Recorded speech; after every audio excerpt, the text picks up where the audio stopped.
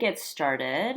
So, this room is being recorded, or rather, I'm trying my best to record this room. And so, my name is Alice, and I am the founder of Woo Woo Company. I like to describe it as a guide to all things woo, spiritual, and holistic health. Astrology has really helped me in my personal journey, my spiritual journey, and I found Cho on TikTok about a year ago. I really loved her vibe, how she explained astrology, and I've really just been voraciously consuming all the content that she creates. And so, Cho, lovely to have you here. She's also known as Astro Forecast. Would love for you to just say a quick hello and how you got into astrology before we start diving into how astrology has incredible insights for your career. I mean, I use it for my clients, I use it for myself. I mean, it's really a big part of why I am here today. Yes, exactly. And I feel like I can attest to that too. Astrology being a gateway into aligning to a different career or a more fulfilling path. So, hi everyone, my name is Cho. I am the Astro Forecast, astro.forecast on Instagram, but I am an astrologer specializing in forecasting and predictive astrology, which is why I call my business the Astro Forecast. But at the core, my passion is really to help people tap into their higher selves, to be able to hear their higher selves, their inner knowing, and use that to unlock their full potential and the full breadth of what they could be accomplishing and achieving. And of course, we do that all using the power of the birth chart. And I really truly believe that we each have some kind of soul mission or purpose or calling that we're here to fulfill and achieve. And really our chart is that roadmap or guide that helps us get there. So you can find me at astro.forecast on Instagram. Wonderful. And so, just to reset the room for anyone coming in, we're talking about astrology and how it can provide incredible insights for your career, as well as if you're looking to start a business. I am recording this to the best of my ability, and if you don't want to be recorded in the questions that you ask, just send me a DM on Instagram and I will edit you out. But if you have questions, please raise your hand. Cho is so knowledgeable, has really helped me understand astrology and what I should be doing. And so I'm excited to kick this off, Cho, and to talk about, let's do the basics first in case we have super newbies of astrology, and talking about the triad, the sun, moon, and rising, and how maybe if you've never looked into astrology or if you only know the horoscope, which is the sun sign, and how the sun, moon, and rising paints a much better picture of yourself. Yeah, absolutely.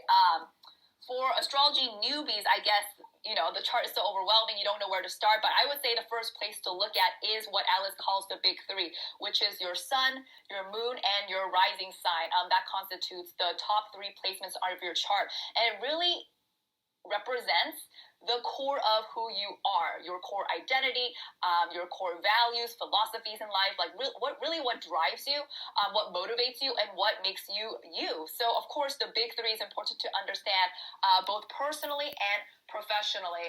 But I feel like the big three points to a few things. First, the sun is the most important placement on the chart. It is that driving force, that spark of life within us. And your sun sign and house can tell you what you're naturally good at, what are your naturally gifts, talents, strengths, based on the sign and the house that your sun is in. It can point to the area of life where you naturally shine.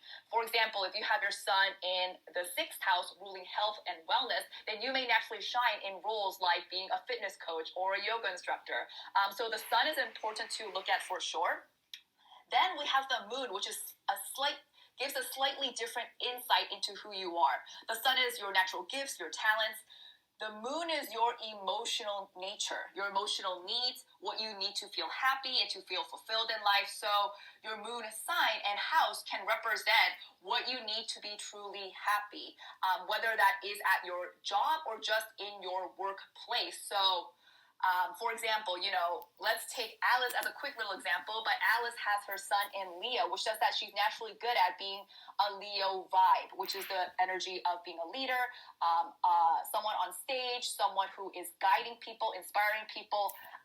But But Alice has her moon in Capricorn, which says that she has an emotional need to be Capricorn, which is the vibe of being very organized, very methodical, very on top of things. So I would say that, while Alice may have a job in a Leo vein, kind of being an influencer or a leader or someone who is speaking out in front of people, what she needs to really thrive at her job and at her workplace is a feeling of being organized and being in control and being very methodical and meticulous in how she does things. It's not like she needs to teach people how to be organized and how to be Capricorn, but she needs that vibe in her everyday work environment to live her best life professionally. And then the rising quickly also indicates how you present yourself. It's sort of your outward face, your outward personality, your public, how you act in public and how other people receive you. So the rising sign can also indicate what type of role you may need to take on at work, whether that be an Aries leader or a Pisces nurturer or a Virgo systems organizer. It can tell you the type of role or position you may take on in the workplace. Yes, and my rising is also in Capricorn, and so it is definitely something that I help people with. Not only do rules and organization and structure help me feel safe, but also it's something like people really come to me for, especially feeling grounded and less kind of having so many ideas and not knowing where to go and feeling untethered. So those are the big three, the triad, the sun, moon, and rising. And so I want to pause here and just ask anyone if you want to be brought up to stage to get some more information. We want to make this interactive, make this a really fun room. So does anyone know their sun, moon, and rising and would like Cho to kind of get some feedback on what you should be really pursuing or at least being curious about as you pursue various things in your career path? If anybody wants us to kind of take a look at your big three, just raise your hand. It is the button on the bottom, and I think we have one. So I'll bring Ruth. Ruth, it's good to see you. I will bring her up. And Lily. Hi. This is my first Clubhouse, so please forgive me. Welcome. I have a Leo sun, a Virgo moon, and a Cancer rising, and I kind of know what I need to do, but I'd love to get like an outside perspective because it's really confusing sometimes. Yes, of course. Hi, Ruth. Nice to talk to you. So you actually have a very somewhat similar energy to Alice. So I may repeat some of the same things, but you share the Leo sun just like Alice has. And of course, Leos born in July or August, they're very fiery, they're very bold, dynamic, expressive, confident people, and you are really called on to express that inner fire within yourself. There is something that you are here to create in this life. Leo is creation energy. It's creative expression. So think about, is there anything that you want to create in the world? Like perhaps something you wish existed that doesn't exist right now, or something that you think people could benefit from. Leo suns, often there is something that needs to be birthed through you. Leo is actually the sign that rules children, so that's what I think of naturally. But you are supposed to be finding your own inner fire and confidence to creatively express whatever you're here to create in the world. So that is a main thing. That should be what drives you forward in your career. And I will say, Leos and other fire signs, they often can work better either at a job where they're working alone or in their own business, essentially. So just keep that in mind. But with your Virgo moon, that is what you need emotionally to feel happy. Like even if you had that great Leo job where you're on stage and performing, if you don't have Virgo energies in your life, then you're never going to feel 100% fulfilled. And Virgo is similar to Capricorn. They're both earth signs. So Virgo really needs to feel a sense of organization motivation as well. And they specifically really need to feel on top of their environment. So for you, Ruth, it might be really important for you to have a very well-organized and cleanly work space, office, essentially. Like, it needs to be decorated the way you like, organized the way you like. You can find the things easily. But Virgos really need a sense that they are methodical, precise, like on top of their work environment. And you may also be good at teaching these things to other people as well. But either way, you definitely need it for yourself personally. And finally, the rising sign. So this is nice because I feel like it ties together the Leo fire energy and the Virgo earth energy, because you have a Cancer rising, which is a water sign. So at the forefront, what other people need from you is an energy of a nurturer or a caretaker. You know, Cancer is sort of like mom, maternal energy. So even if you are being a very fiery, bold, confident Leo, it still needs to come from a place of emotional connection and helping other people feel safe and heard and cared for. So whatever that job ideally looks like, as long as you can express the Leo, Virgo, Cancers, you will definitely feel fulfilled in your career. Thank you so much. Yeah, you hit a lot of true things. I'm actually starting my own business, starting a restaurant. So yeah, I definitely need to birth some things. And the thing about the clean space, right now I'm looking at my desk, it's very messy, but it's causing me stress. And the Cancer, I need to nurture people. So yeah, spot on. And I also love that about the restaurant, because Cancer specifically rules the stomach. It is a huge sign for food and like nurturing people through food. Yes. Oh my gosh, this is such a great sign that I'm on the right path. So thank you so much, Cho. Of course, no worries. And I honestly feel like you are, regardless of the astrology, you know you're on the right path when you are following things that you love and that are just exciting to you. For anyone, like, that is literally how I got to astrology, was by just pursuing the things that was interesting to me, even when my parents said, yeah, that's crazy, you shouldn't do that. But I feel like naturally our soul drives us towards the things that our birth chart is revealing to us. Yay. Thank you so much. Of course. Yes, I relate, Cho. My parents are like, wait, you want to go into this? They're like, I don't even know what this is. This is made up. And I'm like, no, it is not made up. And you will see soon enough. And a few years later, I would like to say that they are on the bandwagon. They are believers. And so for anyone new to this room, we're talking about astrology and how it can tell you so much about your career. We're currently talking about sun, moon, and rising signs. And so if you have questions, please raise your hand and I will invite you up onto the stage. I am attempting to record this. If you don't want to be recorded, just send me a DM on Instagram. And don't forget to give me and Cho a follow, or you can follow join the club Into the Woo to be posted on future rooms. And so next up is Lily. Hi, it's Lily, like the flower. Oh, I'm sorry, Lily. No, it's okay. Hi, Cho.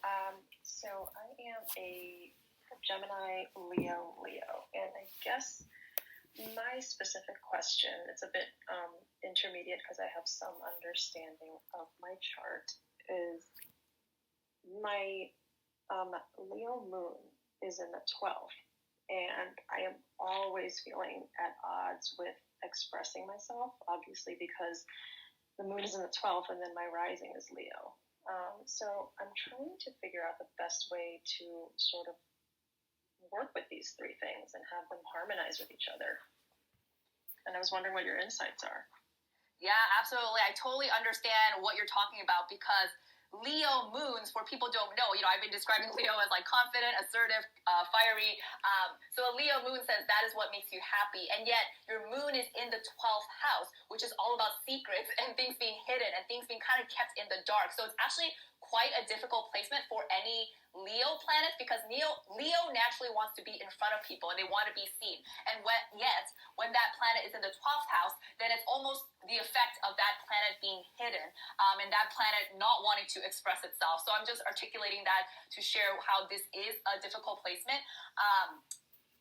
And I I feel like it is more challenging than other placements, and yet, of course, it is given to you for a reason because it is one of the tools that are really going to help you activate your best and brightest self. So I will say, first of all, Leo moon. I actually have a Leo moon, so I love this placement. I know it really well, and I feel like it's really fulfilling to me too. But Leo moon, at the end of the day, no matter what house it's in, it definitely has a need to be seen and recognized by society, both for a Leo sun as well. But there is some element of you that needs to be recognized by other people for your talents, your skills, whatever you offer to people. Like, you need that type of recognition. So there is a sense that you need to be, doing something interfacing publicly with other people. It doesn't mean you have to be, on a huge stage talking to thousands of people, but you do need some type of role where you are visible to others. Now, the 12th house, that is where the tricky, it's a little bit tricky, but moon in the 12th, first of all, says that you do like to be quite private and almost secretive about your emotions specifically, because the moon represents your emotions. So when it's in the 12th, then it's naturally hidden. And that is a part of yourself that you don't like to show other people. So you may be someone who finds it a little bit harder to be emotionally vulnerable or to put yourself out there in that way. Again, very much a conflict. For you, it is definitely important to have both, essentially, like an introverted stage and an extroverted stage. Moon in 12th, you absolutely need your alone time and your rest and relaxation, because you can actually take on a lot of other people's energies and you can kind of like absorb their negativity and all that crap, even if you're not meaning to. So you need to take time apart from that. But Moon in 12th also says that you can be really good and skilled in any matter of spirituality, like mysticism, intuition, anything that kind of requires you to connect to a higher consciousness or a greater, power, whatever is out there. Moon and 12 are highly intuitive people, and I would bet to say that you have these sensitivities, almost like abilities yourself. So you definitely need to nurture that. That's one great way to manifest Moon and 12. The spirituality aspect. Another aspect of Moon in 12th is creativity. So these people are highly artistic or stylish, or they just know what looks good. So those are also skills that you have at your disposal. And you may want to see if you can find some kind of esoteric or spiritual topic that you can feel really passionate about and really fired up about, because that is what the Leo moon needs. Like, Leo moon still wants to feel that fire and that like excitement, but for you it may be more about the woo-woo things of life, or the kind of like hidden underground things of life. So yeah, I know this is a little tricky to interpret. Let me know if this is making sense or resonating with you. Yeah, definitely. I would absolutely say in the last year I've been sort of exploring astrology and tarot a little bit more in depth. I definitely have premonitory dreams, so like dreams that I feel like they are deja vus later. So, I've never really denied these sides. And I also am starting a creative business, so it's funny that you said that without my mentioning it.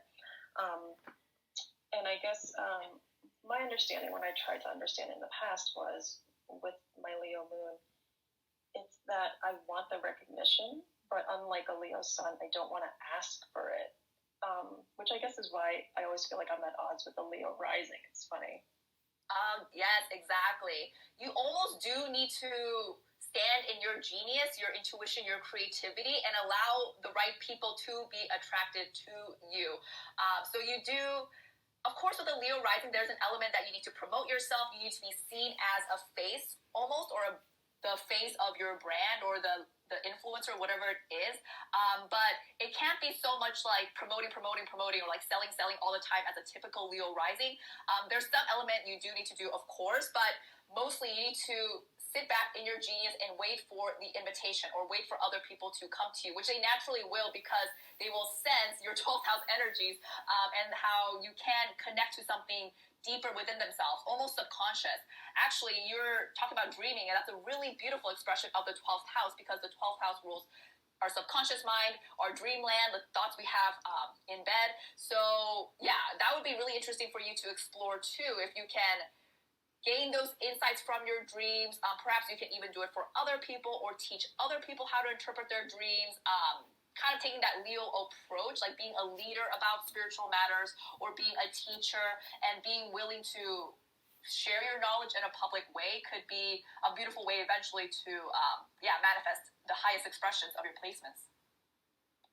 That's cool. Thank you. So many Leos. I love it. I love it. Okay, up next, Devin. What are your questions? And did I pronounce your name correctly? You did. No worries.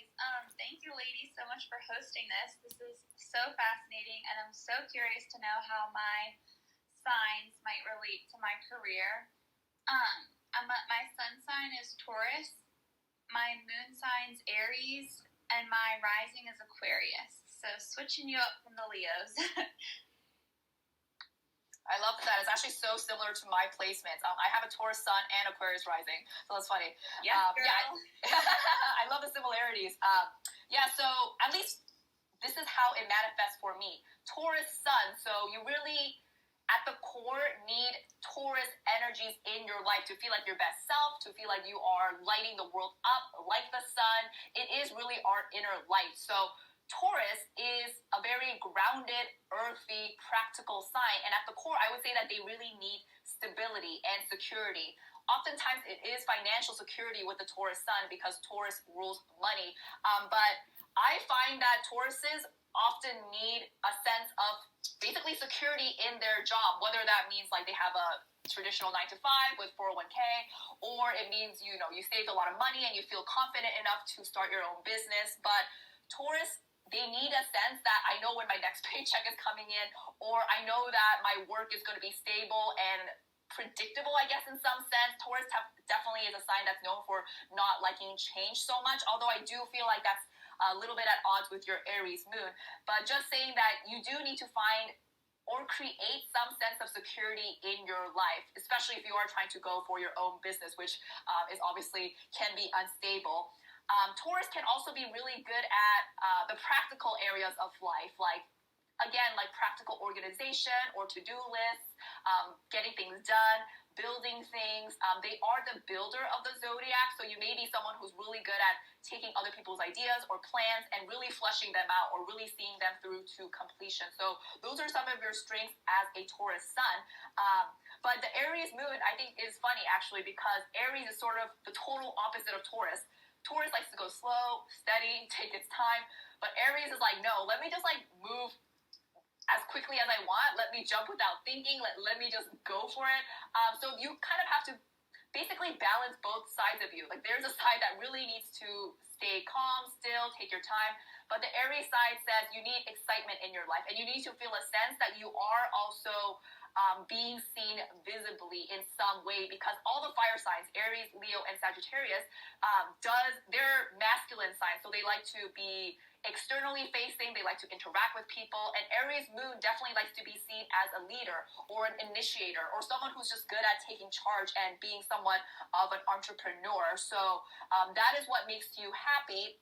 So you do need a job where it doesn't feel too, boring in some sense. But I also love the Aquarius ties it all together, because Aquarius is such an innovative sign and such a revolutionary sign in many ways too. So it might say that even though you seek security like a Taurus, you may find it best doing something that other people would basically consider totally weird, like astrology or tarot or whatnot. You seek stability in futuristic things or new age things, or things that are just cool and not mainstream and very trend-setting. So there's a trendsetter vibe in you. There's a leader vibe in you. You just can't let the Taurus keep you too scared from taking action. But I do think the Taurus is good to keep you stable and grounded while you're doing the revolutionary, powerful, fiery work. Thank you so much. That is 100% spot on. And I never even knew that the Aries really was quite the opposite of Taurus and really conflicted with it. But I definitely feel that. Sometimes I'm like, let's just do it. Let's go for it. But most of the time the Taurus in me is like, no, think everything through. Where's the plan? Be consistent. So this is such great words to hear. Thank you so much. Of course, that's super exciting, and I love that you relate to it. And yeah, again, I feel like try as much to, placate your Taurus side through the Aquarius. So thinking I am trend setting. I know this is going to be what's next. I am confident because all Aquarius risings have sort of like flashes of insight, a streak of genius, like they are connected to a higher power as well. So the things that you're naturally attracted to will just be ahead of your time, and people are not gonna get it. But you also have to be confident and grounded in the fact that you're just kind of ahead of other people, and that's okay too. I love it. It's like something I should put on my resume. Thank you so much. Something that I wanted to note is that oftentimes when you do feel very conflicted, or you're like, but my sun sign is this, but I don't really feel this way, it is because perhaps there's an opposing sign or an opposite sign in your moon or in your rising that's kind of causing that conflict. I know that, for myself with like Leo sun and then Capricorn moon and rising, it's kind of like, oh, I want to shine, but at the same time, I'm like, no, this is not how you should do things. Why don't we be more practical about it? Like, why do you have to be in the spotlight? Why do you have to like lead in this way? There's always a bit of conflict, even though I don't think, and Cho, you can correct me if I'm wrong, like those signs like are opposite, but I do definitely feel a friction at times. Yeah, they're not opposite, but Leo being a fire sign or Capricorn being an earth sign, there is natural differences between them. And that is really why I love astrology in your birth chart, because it shows us how nuanced we are as human beings and how we have all these different facets to ourselves. It can even show us, why we act so nice to our friends and to, our social groups, but we're kind of really mean to our partners maybe, or to people we're in intimate relationships with. So I love that it captures the complexity of human life. That was so good. I love that last part. Okay, so we've time for one more sun, moon, and rising reading. Fenya, you can come off mute and kind of ask Cho your questions, and then after you, we'll go into other parts of your birth chart that you should take a look at. So Fenya, I know you're new because you have the celebration emoji next to your picture, your avatar. So all you need to do is just unmute yourself in the lower right-hand corner if you want to ask a question.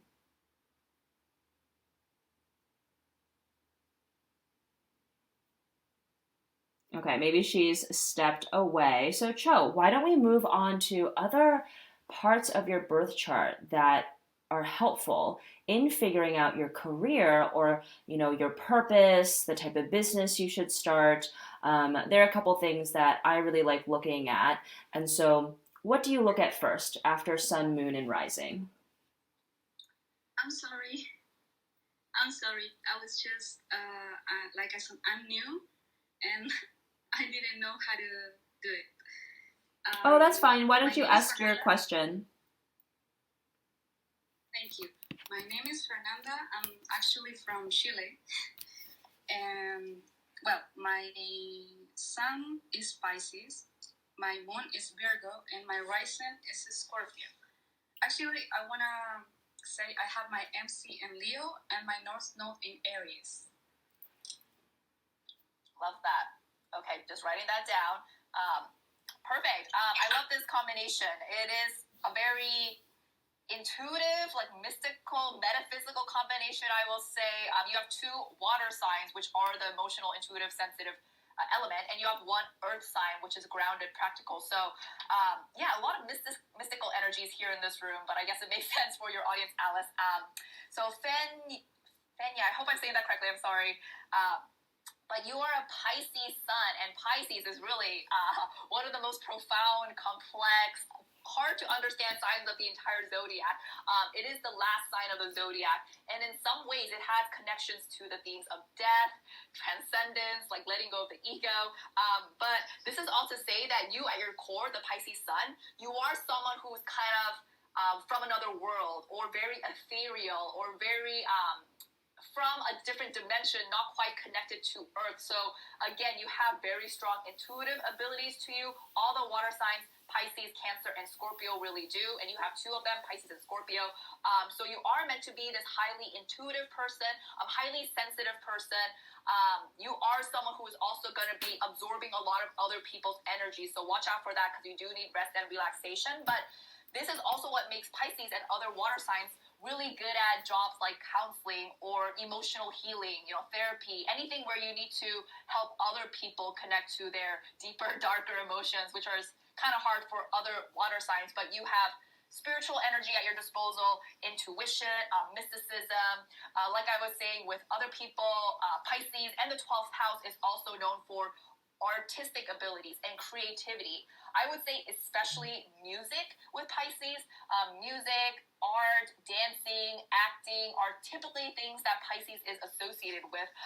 But you may really be good at, kind of showing people a new world or a new dream of how things can be. Because again, Pisces is not quite connected to the physical plane. They're kind of on the spiritual plane.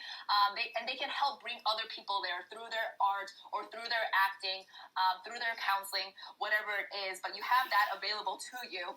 And I absolutely love that you actually have Pisces sun with a Virgo moon, because Virgo moons help bring your intuition, your Pisces energy back down to earth, and it really grounds you.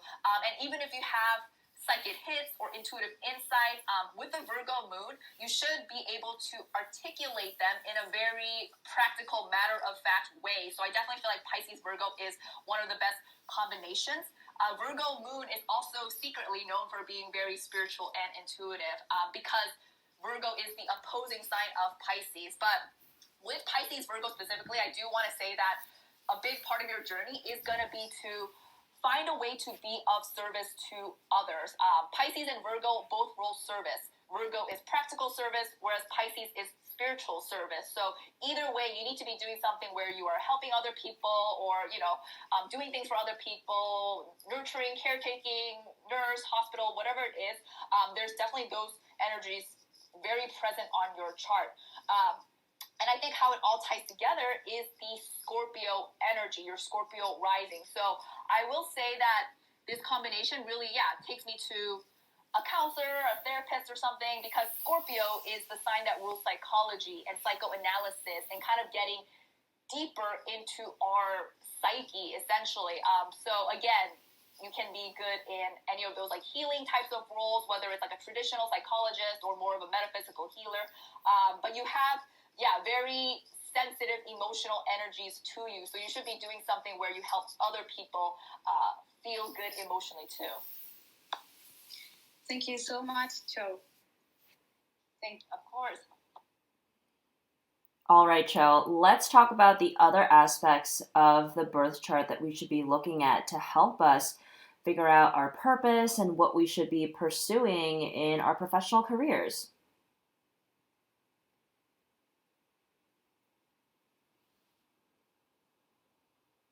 Cho, are you there? You're muted. Oh, sorry. Yes, I was totally talking. Did not realize I'm muted. Sorry. I want to say, I will talk about what else to look at, but I also want to give a quick tip or a rule of thumb on how to interpret your chart at large. So what I want to say is that on your chart, you guys will see that you have the 12 zodiac signs and the 12 houses. So a good tip on how to interpret your chart is to look for signs and houses where you have a lot of planets. Like maybe you have 2 or more planets in Libra or 2 or more planets in the 6th house. Look for areas on your chart where you have a concentration of energy, because that reveals those energies are really important to you. Specifically, the zodiac sign will tell you how you should do things or how you should take action. So if you have many planets in Libra, then that would say that you should be taking action in a Libra way. So at work, you should come across as a very Libra person. That would be someone who's very team-oriented, a very collaborative person, very much about like partnership and teamwork. If you had many planets in Aries, that would be a totally different story, where you would be much more about being independent at work and being self-reliant, and being seen as a leader at work. But the sign tells you how you should do things, how you should take action, and the house specifically tells you what you should be focusing on or which areas of life you have the biggest strength. So, for example, I said, if you have many planets in the 6th house, that rules health and wellness. So you may really be naturally good at being a yoga instructor or a fitness coach, something like that. Whereas if you had many planets in the 8th house, that rules psychology and psychoanalysis. So you might be good in that industry or field. So just want to throw that out because I know the birth chart can be a lot to take in at once. And now I will go into other placements to look at that I find really valuable for me and my clients. So we had discussed sun, moon, rising. I mean, that is absolutely critical. The first place you should start. But I think the next thing I look at for my clients right after the big three is the North Node. Because to me, the North Node is actually the most important placement on your chart. The North Node represents your destiny, your calling, what your soul is really here to achieve in this lifetime. It's kind of like the end goal. So if you think of your birth chart as a map, then your North Node is the end destination that the map is trying to bring you to. So you absolutely want to know where you're heading, where your soul is trying to go. I encourage everyone to take a look at your North Node sign and really try to understand the sign very well, because that is the type of energy you're supposed to be embodying and striving towards. So again, if you had North Node in Libra, then you would want to be in situations where you're practicing collaboration with other people or being in teams with other people. I think, Fenya, you said you have an Aries North Node, I believe. So yeah, that would mean your destiny is to be seen as a fighter or a warrior. So you need to be putting yourself in situations where you are exercising that. Whether that's at your job or in your personal life, you need to be learning how to be an Aries or an Aquarius or Cancer or whatnot. So I definitely feel like the North Node is super critical. Alice, I wanted to say you have your North Node in Pisces, which makes so much sense for you because we've talked about Pisces being a spiritual sign, creative sign. And for anyone who has North Node in Pisces, you should be looking to do Piscean things on a daily basis, like making art or making music or dream journaling, things like that. So I definitely feel like the North Node is the next most important placement to look at. Then, yes, I was going to say, when you had said, Pisces is spiritual service, and I'm like, sounds about right. I mean, when I looked into my North Node in Pisces, I knew that it was going to be something in like wellness and spirituality. There was a big lesson that I needed to learn. And then, of course, like I love the way you explain things, the words you use, and how you describe things. When you said spiritual service, I was like, yes. Exactly. That's like the core of what it boils down to for all Pisces or 12th house placements. It's like, how can you help other people, but from a spiritual or otherworldly context, basically. So with that, I do want to talk about two other placements that I find really valuable. Again, start with the big three in North Node. Then another natural place to look for in terms of career is your MC or midheaven. And I believe Fenya brought this up as well. But the MC is a line on your chart, and you will note that it is at the very top of your chart. So sometimes on a birth chart it says MC, sometimes it says midheaven, but it is a line on your chart that represents your career. And I personally like to call the MC the placement that shows you how you go viral or how you gain attention from people, but really it represents how you gain recognition from society or how other people are supposed to see you and how you make the biggest impact in your career. The MC is always at the very top of your chart because it represents the external world and how other people are supposed to see you. So take a look at your MC sign as well, because that is specifically related to how you make the biggest impact in your career and how you go viral. You go viral when you act like your MC sign. And again, let's do a little example with you, Alice. You have your MC in Scorpio, which is a very intense water sign. So it really says you are supposed to be embodying the vibe of a Scorpio in order to reach the most amount of people or make the biggest impact. And Scorpio, like everything I talked about earlier, the emotional water sign, the intuition, the mysticism, the occult nature of Scorpio as well, because Scorpio is all about taboos and going deep in places where people are not normally wanting to go. There's an element of psychoanalysis and kind of like digging into your subconscious mind. So definitely a big placement for spiritual pursuits, mystical pursuits, healing pursuits. And a big theme for you, I feel, is your ability to bring transformation to others and to help other people feel like they are stepping out of their little cocoon to become a butterfly. Taking on that role may be how you gain the most amount of recognition in your career. I'm doing it. I wish I had got a reading from you like 4 years ago, but you weren't even doing astrology 4 years ago. So really all in divine timing. Because yeah, that's like the big focus of my business right now, helping people one-on-one, whether it's a spiritual, personal transformation or starting a wellness business. So yeah, I'm in alignment. Exactly. The key word for you would be transformation. How can you transform people emotionally? Or sometimes Scorpio does that financially, even physically. Like Scorpios can make great gym coaches as well. Any way in which you can, help people transition from an old stage of life to a new one. So MC is really important. And now the last placement I want to discuss, there's so much on your chart that is really important, but the top other placement to look at would definitely be your Saturn, actually, because Saturn represents your big life challenge, or really the big hurdle that you're here to overcome. And I know this is not fun to discuss, of course, or something that people want to associate with their career, but I definitely feel like our career should be synonymous with our calling and what we are really here to do, what we can do that makes us in alignment with our destiny. And being in alignment with our destiny basically requires us to do a lot of hard shadow work, essentially, and being willing to take a look at the ways in which we hold ourselves back and be able to release those blockers. So I definitely encourage people to also look at the house that your Saturn is in, because that house represents the area of life where you will face a lot of challenges,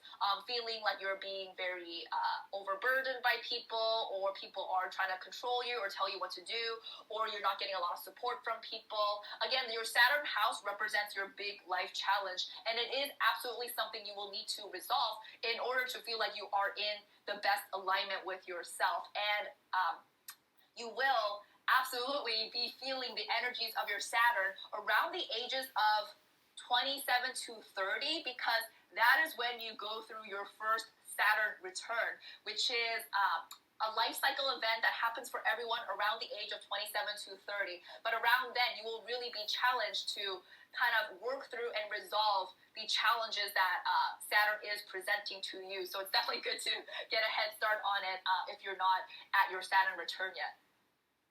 Yes, I'm always talking about Saturn return because I really felt like I experienced a huge transformation, and really just healing big parts of myself and acknowledging that, I really wanted to be an entrepreneur. That's really like my soul's path, my soul's purpose.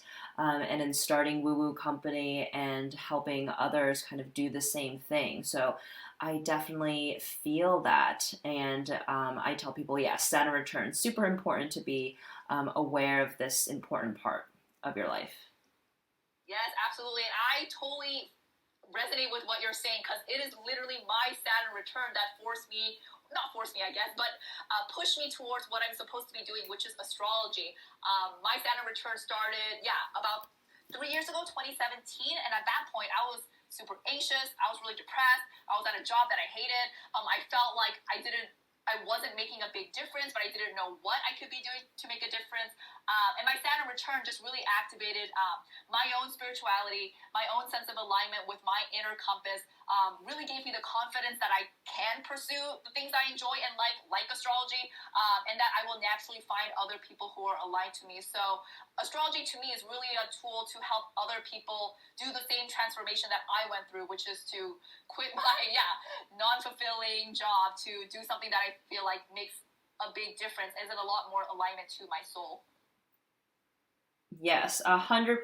So I know April hopped onto stage, and I wanted to give you an opportunity to ask Cho any questions you have. Thank you. Cho, I loved your information. It's so amazing. And it's perfect timing because I've just been trying to understand my North Node more, because it's in the sign of Gemini. And Gemini, for me, as a Capricorn, Sun, Scorpio rising, and Scorpio moon. Gemini to me is like, whenever I get around Geminis, I love them, but I'm also like, can you please be quiet?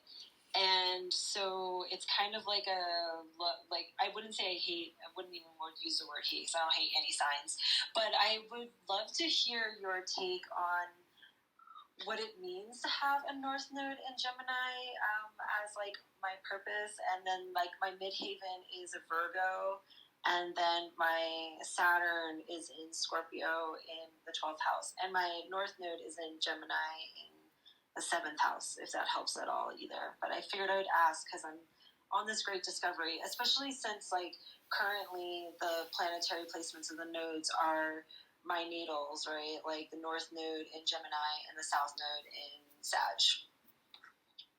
Yes, absolutely. You got that on right. And for those who are new, she's talking about on her birth chart, she has North Node in Gemini, and in the sky right now, in terms of forecasting, the North Node is in Gemini as well. It's been there since last year, and it will continue to be there until next year, I believe. So yes, for you, April, you are definitely in a time of activation when it comes to your destiny, because you are really supposed to be asking these questions about, am I doing what I'm supposed to be doing, or is there something else? So yes, you said you're a Capricorn, Scorpio, I believe. And I totally understand how it is quite different from Gemini, because Gemini is an air sign. Those other ones are water and earth signs. Gemini at its core is all about connection to other people. So they always want to be interacting with people, or talking to other people, or teaching people, sharing information about people. It's all about connection and sharing information, sharing of wisdom. So I feel like in many ways, North Node in Gemini says that you are supposed to be finding ways to be a networker, or be in a role or situation where you are always collaborating with other people, because you are learning the art of connection and collaboration. Capricorn, Scorpio, they can tend to want to do things by themselves or alone, and they think like, not that they know best, but they don't like to work with other people sometimes. And Gemini really says you need to embrace this people-oriented, teamwork, collaboration side of you, especially because your North Node is in the 7th house, which is all about relationships. So there's a lot pulling you towards the social side of life, essentially, like being with other people, working with other people. But the key thing you need to understand about North Node in Gemini is your South Node in Sagittarius, because the South Node is really indicating your karma and where you're trying to get away from or move beyond. South Node in Sagittarius says that you've spent many lifetimes being very intellectual, very much in your wisdom, in your knowledge. But similar to Capricorn and Scorpio, you may have done a lot of it alone or by yourself, or perhaps you were just learning a lot of things by yourself, traveling the world, growing your own wisdom and knowledge and sharing that back with other people. But sometimes the shadow side of Sag is that you got to a place where you felt like you knew everything, and you weren't willing to ask other people for their input or their opinions, or basically just willing to collaborate with other people intellectually.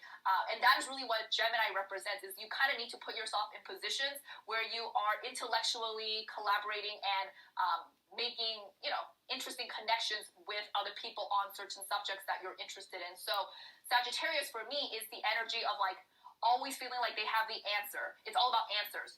Gemini, on the other hand, is all about asking the questions, never thinking like I know everything or I have all the answers. I'm continuously curious and wanting to find out more about things.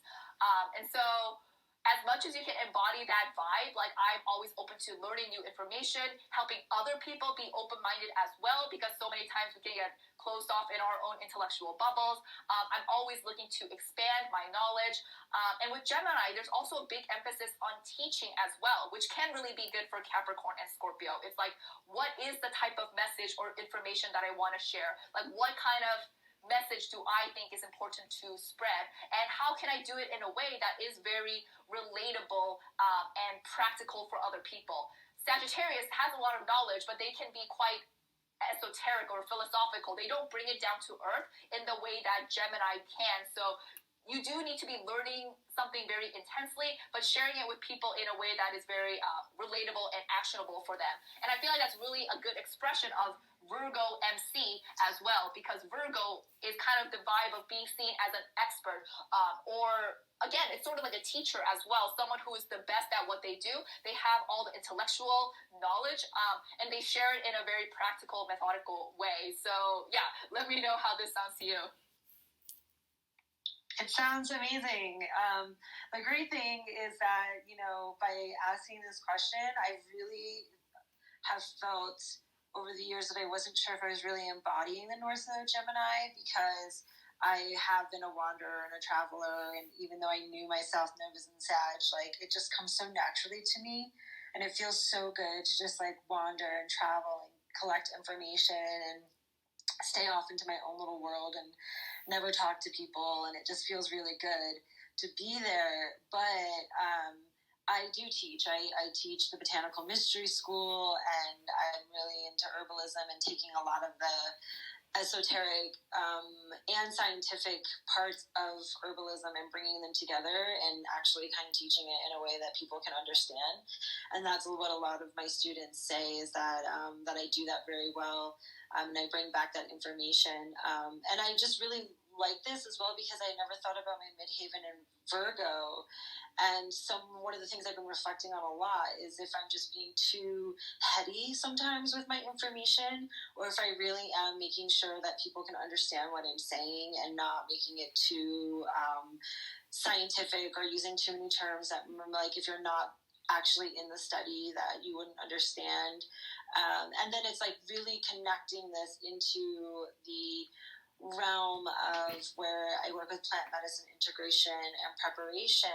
And a lot of why I do that is because I feel like there could be people that need to know more information about themselves going into all of these plant medicines, like psychedelics or anything like that. And so combining my herbal medicine knowledge, my ceremonial knowledge, and all the things that I've learned from traveling and learning from other teachers, and kind of disseminating that information to people so that they're able to really, take care of themselves as they go through their own healing journey and process in relation to the plant realm. So I thought I wasn't really living out my Gemini, and I thought that I was having a hard time with it. But now that I hear what you say, I'm feeling a lot better about myself, because I'm like, oh, okay, I'm doing what they're saying. I could do more, but I'm on the right path is how I feel. So I really appreciate it. So thank you. Yes, super exciting. And hearing everything you're saying, I feel like you are absolutely aligned to your energies. Especially plant medicine got me excited, actually, because Virgo, Earth sign, I really associate Virgo with plant medicine specifically, actually, because Virgo rules the 6th house, all about health and wellness. And the Earth, it's an Earth sign, so it's about plants and it's about the things that we grow with nature. So that's super exciting. I definitely feel like if that is what you're interested in, then you are manifesting the Virgo MC, Saturn in the 12th house, the spiritual element of the 12th house, your Scorpio energies. I definitely agree that you should not worry about being too heady, I guess is what you said.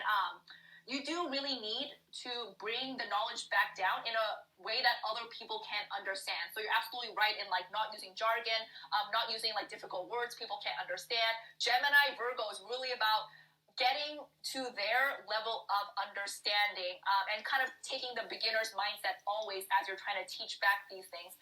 So I think that's really important for you. But with your heavy Scorpio energies, there's this element, it seems like there's a side of you that you can connect with people emotionally, and you kind of tap into their higher self and know what they need. Even if you don't articulate that to them, you intuitively understand what the other person needs, whether that's the medicine or the information. But you have this kind of cool tool in your back pocket to help you understand on an intuitive level what other people need. And then you can do the Virgo Gemini thing to really practically explain that.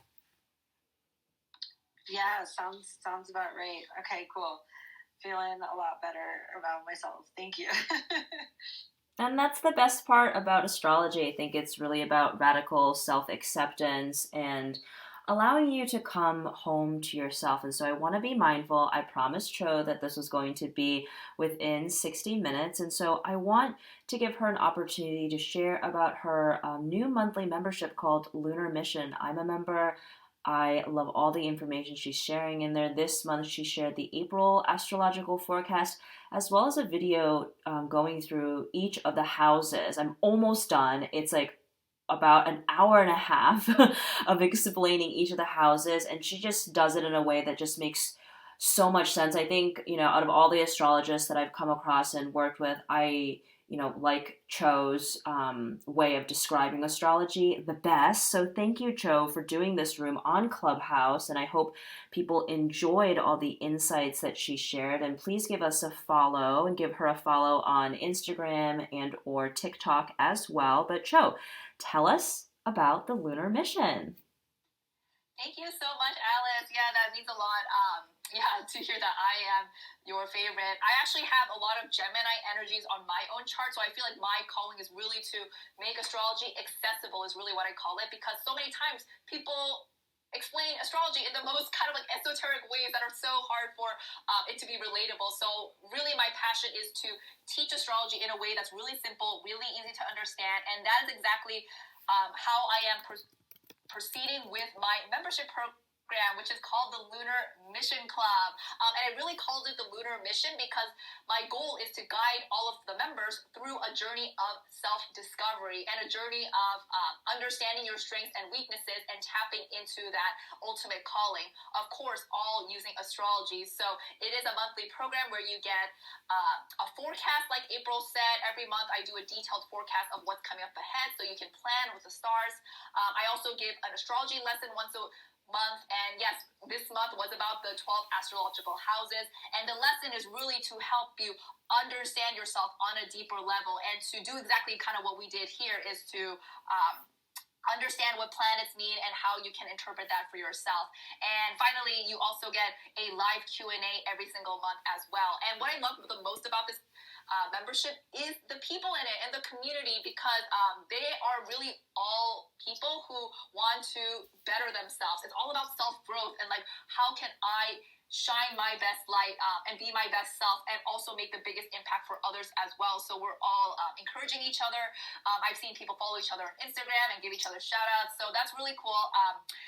If you do want to join, you can go to www.lunarmission.club, lunarmission.club, and you can get all access to the last forecast, lessons, and everything else moving forward. Awesome. Well, thank you so much, Cho. Thank you, everyone, for asking your questions, to receiving the insights and the information from Cho, aka Astro Forecast. Oh, I think we have maybe one more question. I will let Leslie pop in here.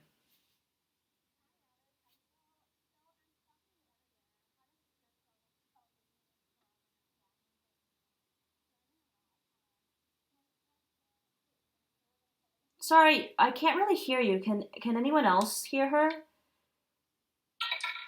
Oh, sorry about that. Okay, I removed my headsets and that should help a lot.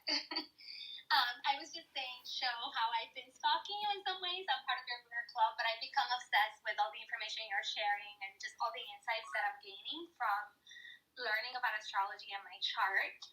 And so I'm sure we're going to cover that like in the Lunar Club at some point, but since I'm here, I might as well ask.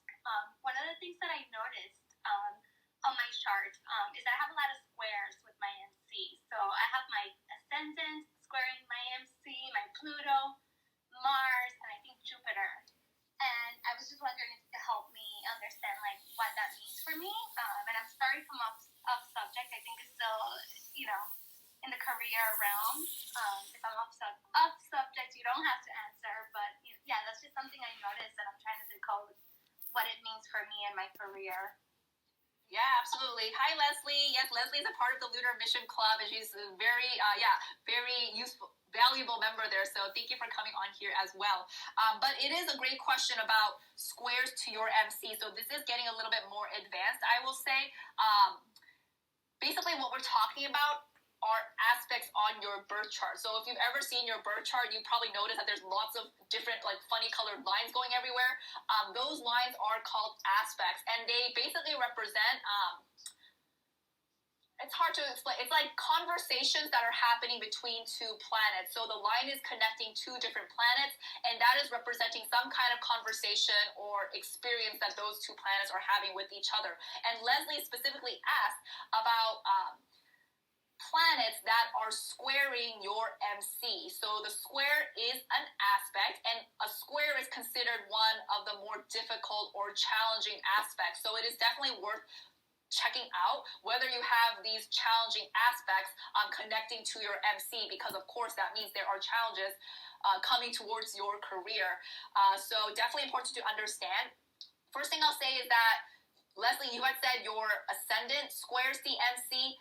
That's nothing to worry about actually, because the ascendant is always square the MC. That's not a relevant aspect because that's just how they are laid out. So you don't have to worry about the ascendant. But you also said Pluto, Mars, and Jupiter are squaring your MC. So clearly that means you have Pluto challenges coming towards your career along with Mars and Jupiter. So to really understand what that means, I think you should look at the houses of your Pluto, Mars, and Jupiter. Like, what house is your Mars in? What house is Pluto in? What house is Jupiter in? Because those are the areas of life where you may face some type of challenge that you need to resolve in order to work towards your career.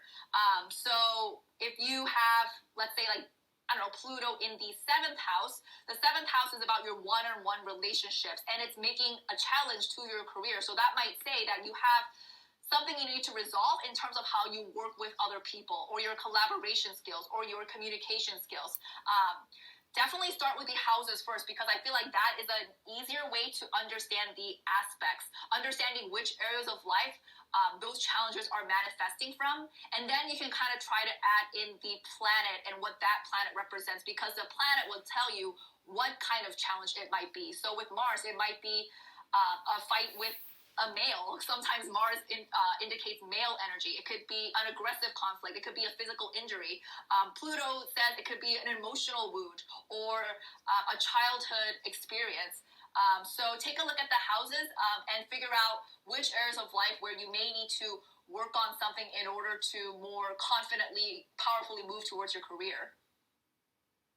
This is amazing. Thank you so much. Very helpful. Awesome.